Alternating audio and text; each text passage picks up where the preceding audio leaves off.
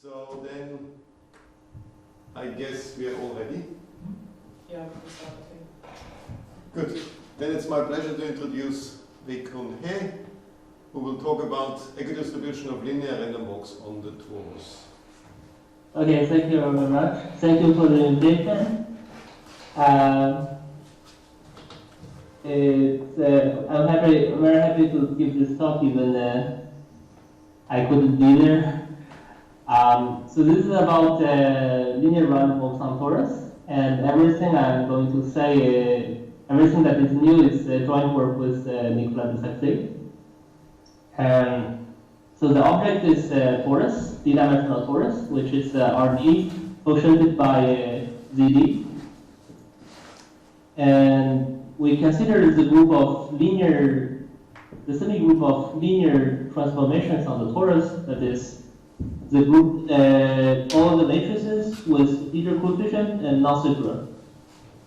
So we let it act on the torus in the obvious way, and so we can start asking analytic questions, like first some background here on, for example, the classification of invariant closed sets. It's a very famous result of Furman work, which says that if your group, so now we are acting on the circle, and if your group is like something like the group generated by time 2 and time 3 transformation, then every orbit is either finite or dense. And Bourgain extended this to higher dimensional torus. So in the case where gamma is assumed to be commutative, and then later this is generated to non-commutative cases by Muchnik and Givash and stuff. So they have a complete characterization for on gamma for this ID property, which is this. To hold. So ID stands for infinite orbit is dense. Okay. So then, how about invariant measures? So I recall that there's very famous conjecture by Fustenberg saying that any times 2 or times 3 invariant and ironic coordinate measure on the circle is either atomic or the Lebesgue measure.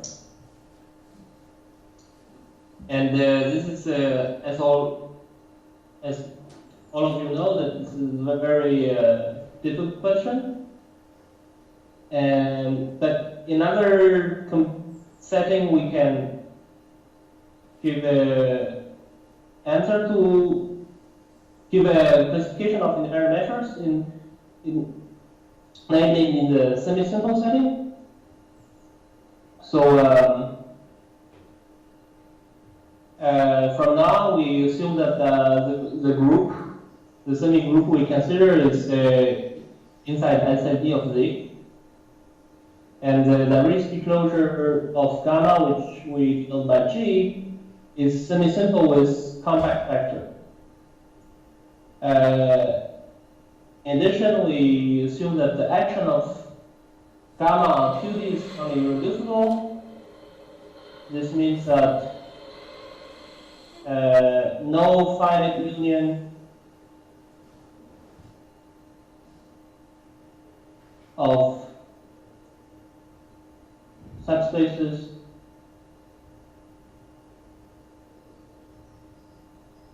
is preserved.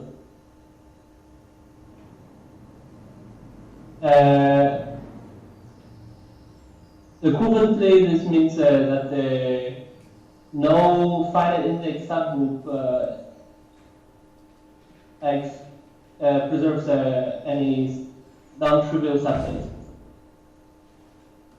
Okay, so saying this for over Q, is equivalent to say that gamma does not preserve any finite union of subtorus. So this prevents subtori being an invariant subset. And we consider random walks.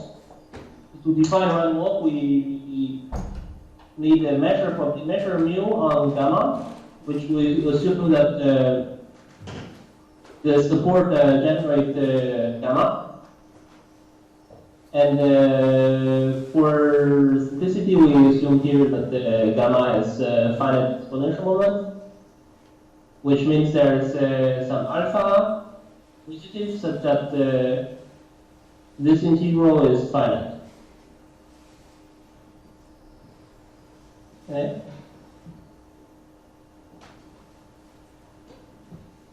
So the random walk, to do a random walk, we need a starting point, which we call x. And so when we do the random walk, at each step we flip a coin and we choose the element g from gamma according to mu, and we do the transformation to get the next point. And the distribution of the random walk at time n is a convolution of mu with itself n times, and the convolution with the Dirac mass at x.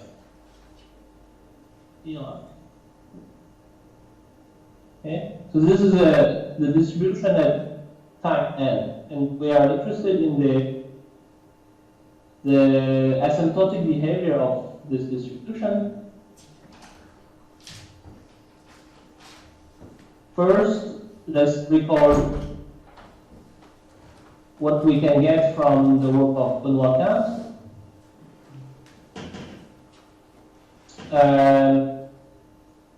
We can make the torus TD, we can make it homogeneous under the action of the group of all affine transformations. Affine transformation. So now gamma is a subset of this, and we are the homogeneous space.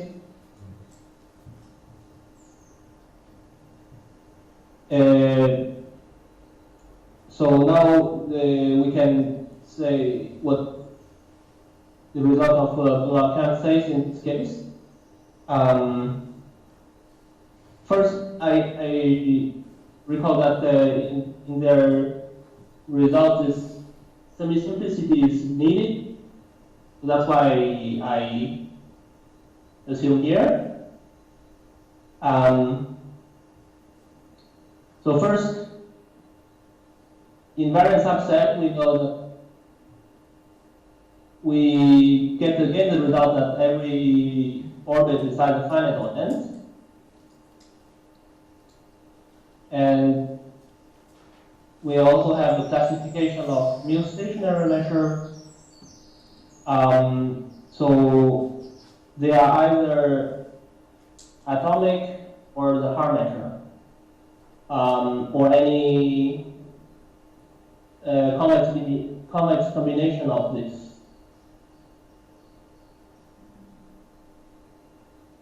And then we also have the equidistribution result.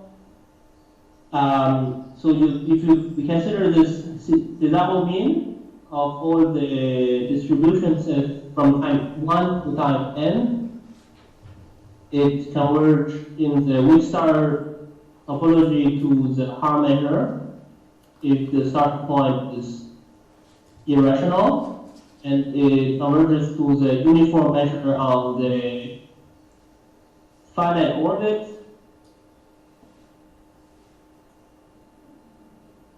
if the starting point is rational. So now the question we are interested in is what about the distribution at time n itself? So before taking the Cesaro mean, does it converge? And if it converge, how fast?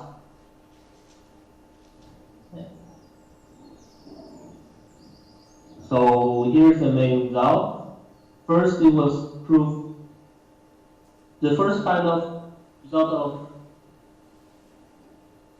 of this kind is due to Bourgain, Furman, Lindenstrauss and Mozes.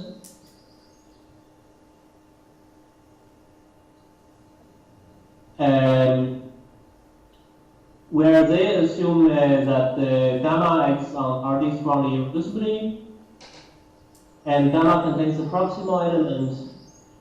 The proximal element means that the matrix with a simple dominant eigenvalue. Dominant means largest in modulus. And our result is have some different assumptions. So we assume that gamma acts on RD strongly irreducibly, and that the heuristic closure is heuristic connected. So in this case, since we assume that the heuristic closure is connected, this saying gamma acting on RD strongly irreducible and irreducible is the same thing. We can erase this thing, and it's just this.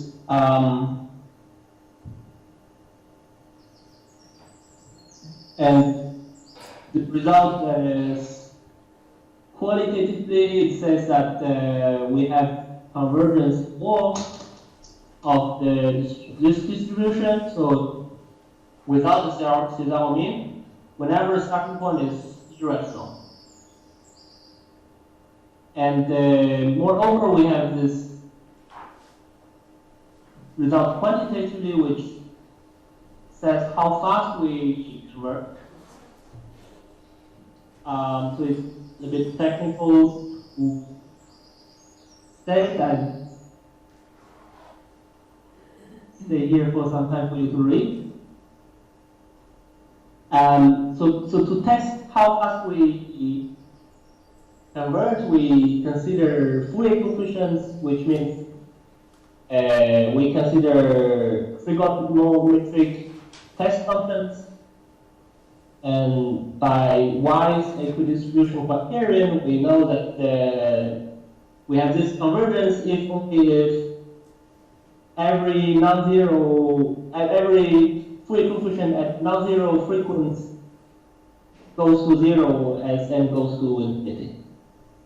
So if we converge slowly, it means that we have t relatively large, and I have a Fourier coefficient that's larger than t after a long time. A long time means this.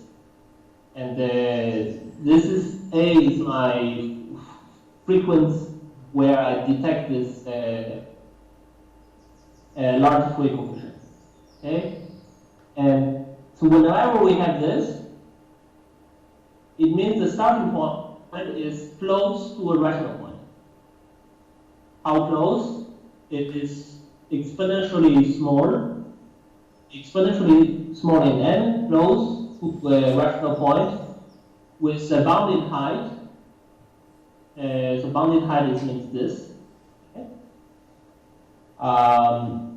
This is the natural statement because we know that we do not converge to the half measure. We start from a rational point, and intuitively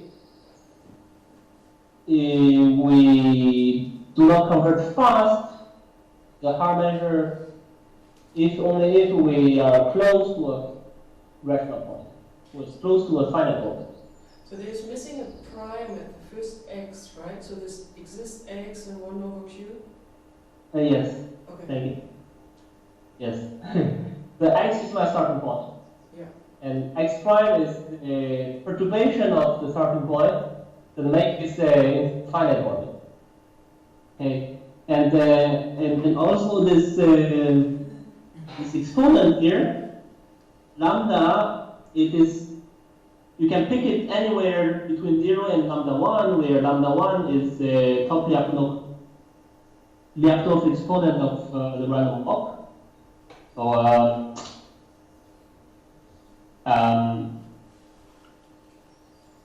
it is the limit of this expression.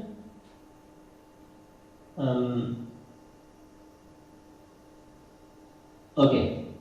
Is there any more questions about the statement? Oh. Okay. Now I'm going to say why this little improvement here is interesting, because we can apply this to uniform expansion in groups. Okay, so let gamma be a subgroup of SLDP generated by a finite symmetric set S.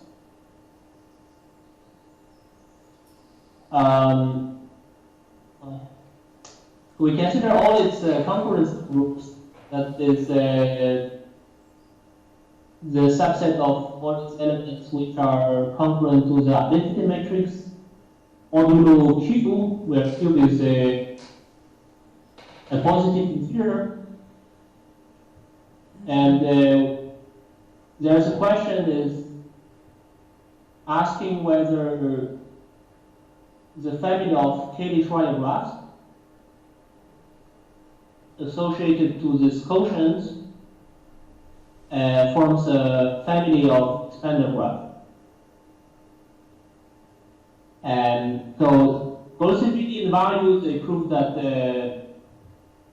perfectness is a necessary assumption, necessary condition. So they ask whether, if you assume that T is perfect, which means that the identity component is equal to the derived subgroup, and when this is perfect, the group is perfect, does this form a family of expander graphs? Okay, let me recall what expander graph means.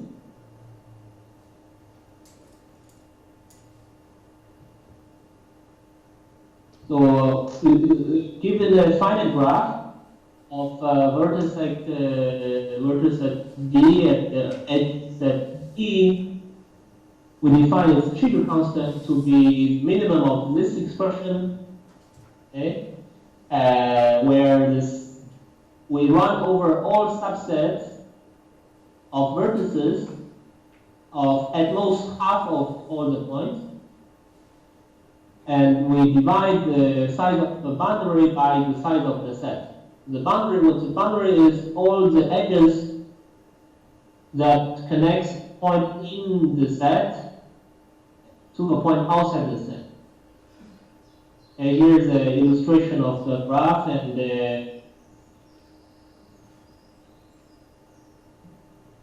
this subset achieves the minimum, which gives the trigger constant. So the trigger constant is the best constant in isoperimetric inequality. Now, if we have a family of graphs, we say the family of expander graphs if the trigger constant is bounded away from 0.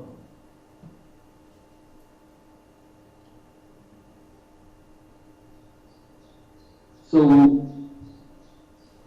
here is the question, and being a family of expander graphs can be reformulated in many ways.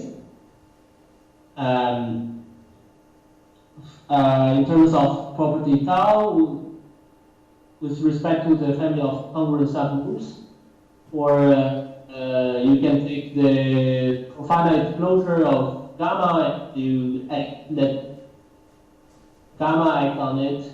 You can ask whether it has a special gap. most useful characterization is the following. So whenever you have a probability measure on gamma, you can consider all the quasi-regular representations of gamma, and so this you get the operator, averaging operator defined by this, and saying that we have a uniform expansion or property tau or spectral gap. It means that one is uniformly isolated in the spectrum of this averaging operators. Okay, and this is also about speed of convergence of random walks. So given this mu, we can do the random walk on each Cayley graph, and saying that we have a spectral gap is saying that every random walk converges exponentially fast to the uniform measure on the graph, and the exponential rate is uniformly controlled. Okay.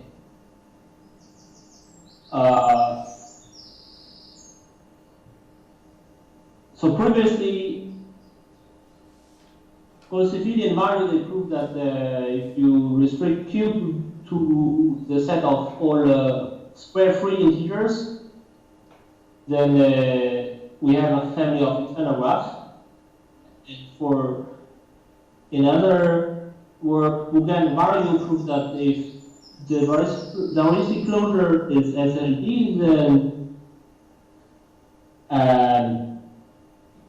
this family is a family of Cayley external graphs, and they used the random walks on torus, the result by the four authors.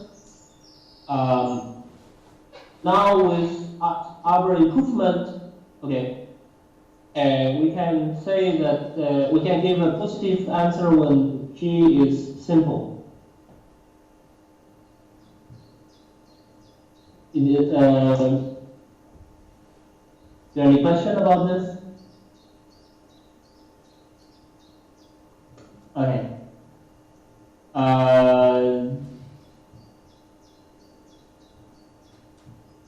Expanded graphs has many interesting applications which I won't have time to talk about. Now I'm going to say two things about the proof, especially on what is new in our proof compared to the four authors.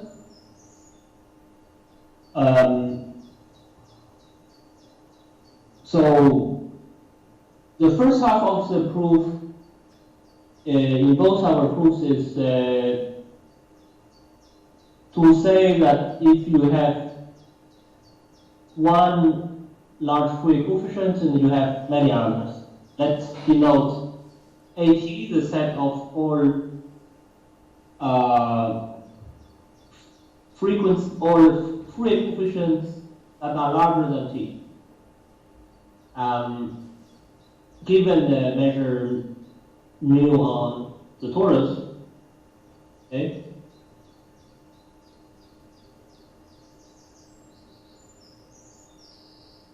The first half of the proof is to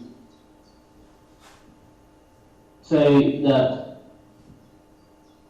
if you start at the distribution mu and you do the random walk n steps for n large in this meaning, in this sense, and after n step you still have a large Fourier coefficient, then back at time 0, we have many other large free coefficients in the following sense. I'm looking at all the free coefficients in the window of size n. Okay, this is ZD. This is my window, and I cut it into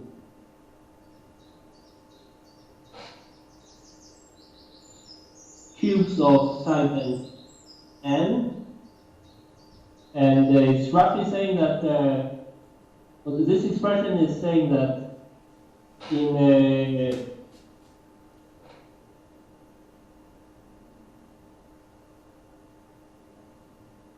a proportion of at least t to some power of all the small cubes, I have at least one coefficient, free coefficient, which is larger than t to the power c.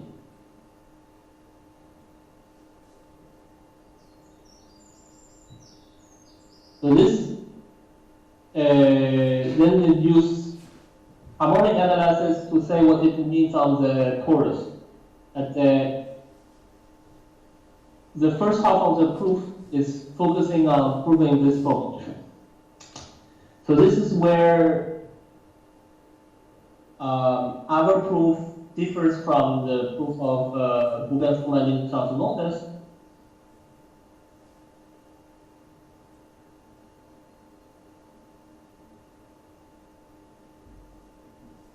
Okay, here n is denoting the number of the covering number, which means the minimum number of balls of radius m that you need to cover the set A.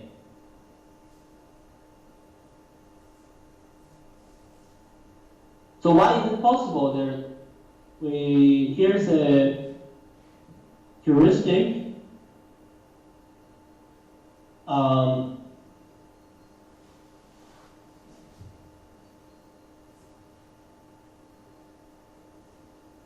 So the key observation is the following. Look at the definition. By the definition of free coefficient,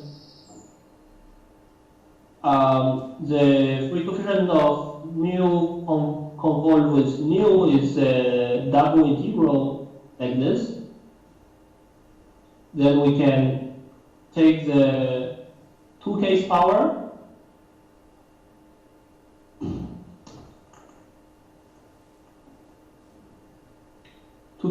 of this integral and use the Hornets inequality. I keep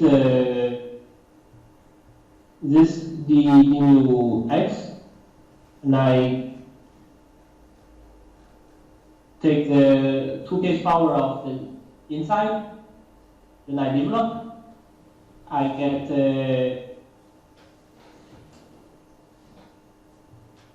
2k more integral sign,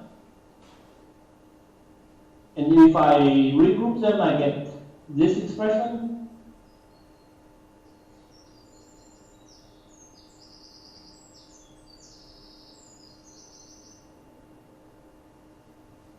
And so now I see another free coefficient. If I pass this thing to this side, here I'm using this.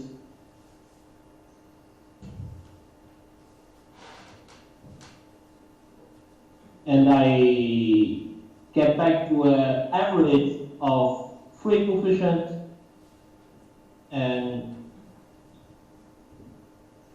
averaging over transpose of G times A, and G is running over this measure I denote by eta and k, which is the image measure of this product measure under this map, which is, in other words, additive convolution of multiplicative convolution of mu. So here, if this is large, so if this coefficient is large, then I know that an average of all these three coefficients are large, right? So this is larger than t. Okay. And meaning that the average is over this measure. So if this measure is flat enough, then I know that a lot of these coefficients are large in this meaning. And so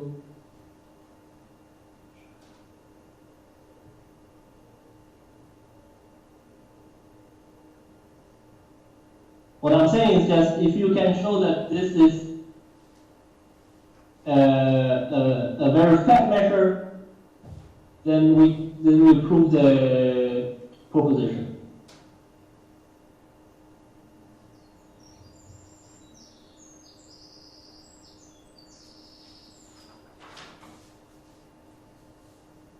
And to prove this, Bourgain, Furman, Lindenstrauss and Mozes, they used the discretized projection theorem.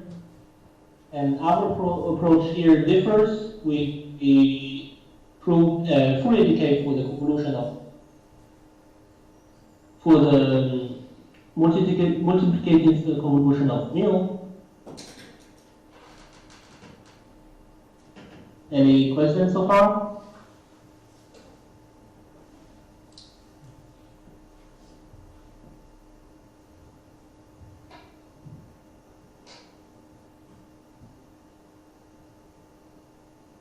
Okay, so what's wrong with my computer? Oh, the Fourier decay is the Fourier state. Under our assumption, now I'm looking at mu n as a measure on E, which is R subalgebra generated by the real point. Now I'm looking at this measure as so measure on E. We can look at its Fourier coefficient, Fourier transforms.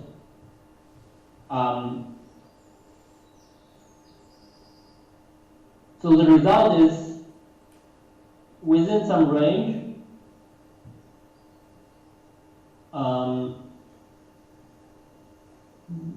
I can bound the Fourier transform by something exponentially then.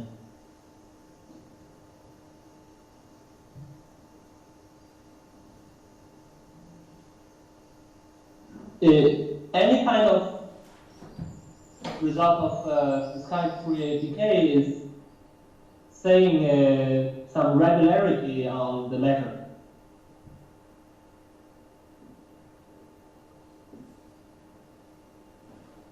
So in order to prove this kind of Fourier decay, we use something very similar to the what is called the Bourgain number, the expansion machine.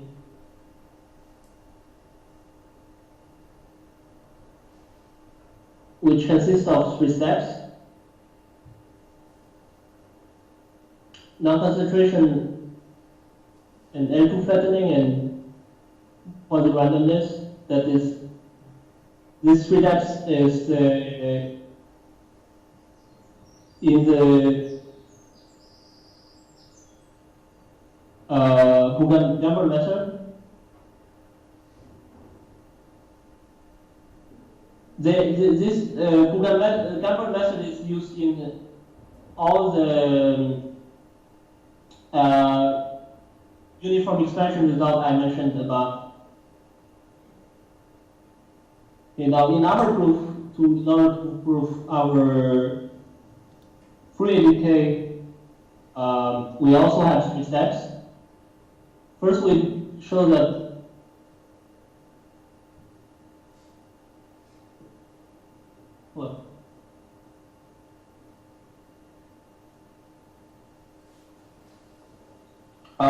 when we do the random walk, we are not concentrated around neighborhood of algebraic subsets. We have for any algebraic subset of bounded degree, you can bound the probability of falling into a neighborhood by something exponentially small. Once we have this, we can prove L2 flattening.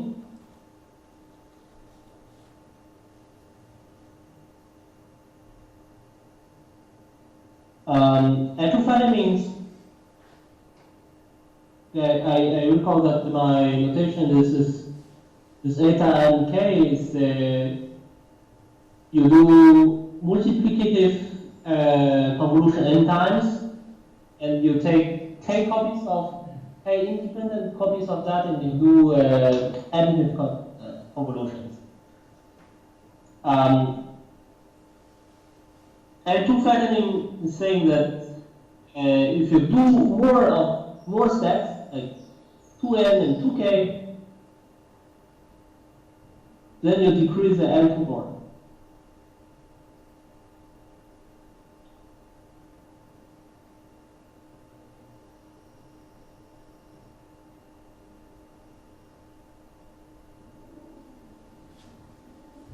And this is something often used in additive combinatorics. So using a Banach separated vowel theorem, you can, if you don't have this decrease in L2 norm, then you can get subsets that do not grow under addition and multiplication. And to grow means this. The size of A times A plus A times A is, I've got something here, is not too much compared to the size of A. And this will contradict a sum product theorem in the in this range.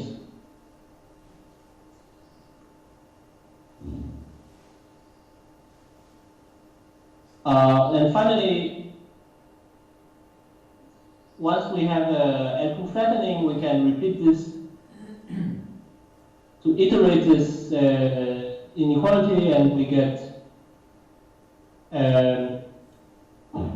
L2 norm that is as small as we want, and this will imply Fourier decay immediately.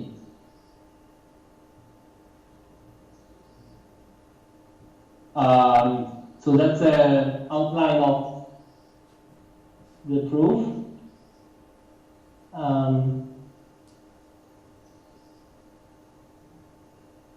I'll conclude. So,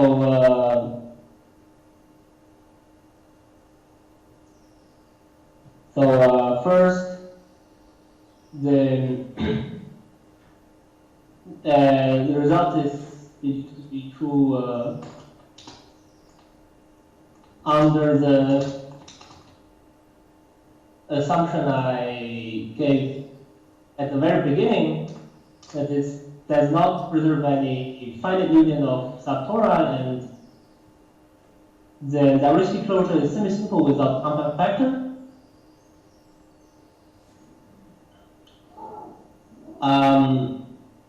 Also, we can ask the question about the moment. So above, what we prove is under the exponential moment condition, and we can ask whether it holds, for example, under first moment. So we don't have any counterexample to that. So and our proof relies heavily on exponential moment condition because we use large deviation estimates in a lot of places. So this is an open question, and finally I want to mention that in a recent joint work with and in an Lindenstrauss we obtained a fine analogs of this quantitative equidistribution. Okay, I stop here and thanks for your attention. Thank you. Let's thank the speaker.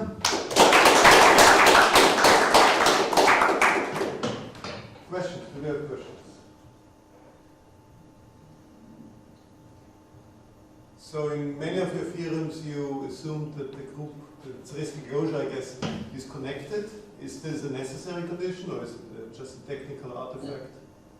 So this is just a technical, and we wish to remove this in a future work with Nicolas. So in Furman Lindenstrauss model, they don't assume this there is connectedness. We assumed it for some technical reason, and we don't mind it because we have application in mind is to this this problem of expansion in groups, and here you can reduce reduce to the risky connectivity very easily. So what we get is that here we do not assume that G is risky connected anymore. It's just G is simple and everything is fine. We had this in mind, so we just proved it in a very. We had this, but this is not the last thing. Okay, I understand. Thank you. Yeah. Is there another question? Then let's thank the speaker one more time.